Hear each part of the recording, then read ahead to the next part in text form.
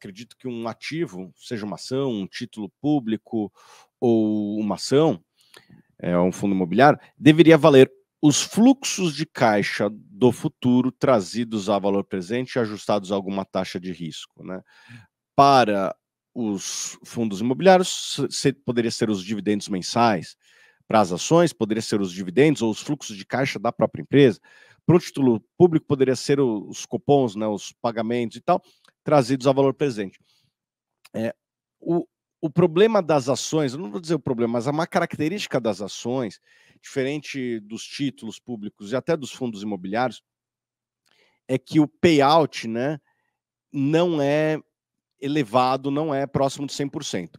Os títulos públicos, o que você bota lá, te paga um rendimento, né, e volta para o teu bolso todo mês, ou a cada 6 meses, dependendo do perfil, né? Um fundo imobiliário cai dividendos todo mês ali no seu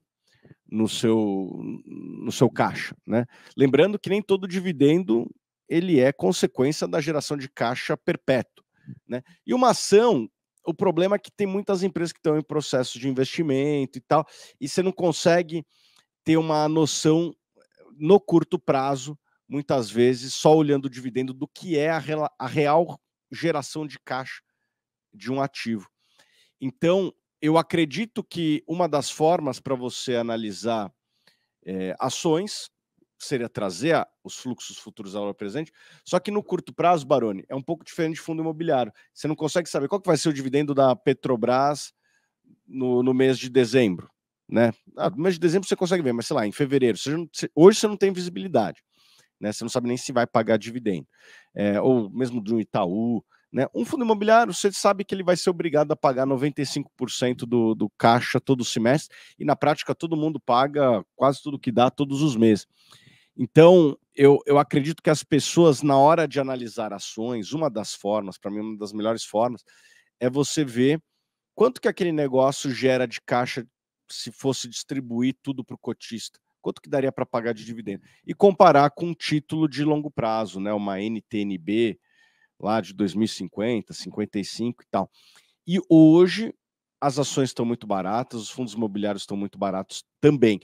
O spread, né, a gordura, o prêmio de risco, que é o quanto que as ações e os fundos imobiliários deveriam pagar a mais para você correr o risco, né, de estar investido num fundo imobiliário, numa ação, hoje está num dos maiores patamares da história recente do nosso país. O que indica que quem compra hoje, se voltar para a média histórica, e eu acredito que as coisas voltam à média histórica, a gente sempre pensa, dessa vez é diferente, não vai ficar assim para sempre. E na prática, o sistema se rearranja e volta quase sempre para a média histórica, as coisas, né? É tentador a gente sofrer do recency bias, né? Que é o viés do que aconteceu recentemente e achar que o cenário bom ou o cenário ruim que aconteceu recentemente vai se perpetuar daqui até a eternidade. Sendo que a Bolsa vai ter dias bons, vai ter dias ruins, o CDI vai ter dias altos, vai ter dia mais baixo, né? A gente veio de 2 e tinha muita gente que achava que ia ser 2 para sempre.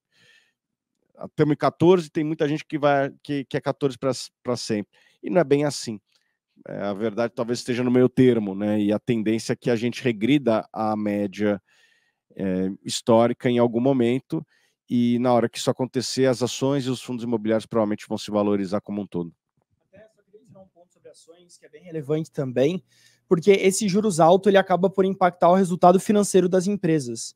E aí diminui ainda mais o lucro líquido delas, muitas pessoas olham isso, e à medida que esses juros começar a cair, ele vai cair em algum momento, esse resultado líquido das empresas também deve melhorar, e esse múltiplo delas pode muitas vezes estar mascarado por esse resultado financeiro, que puxa muito por despesa financeira, juros, etc., também deve se comportar de uma forma diferente, e aí, para quem tem paciência e entende esse movimento, pode ter ganhos bastante expressivos.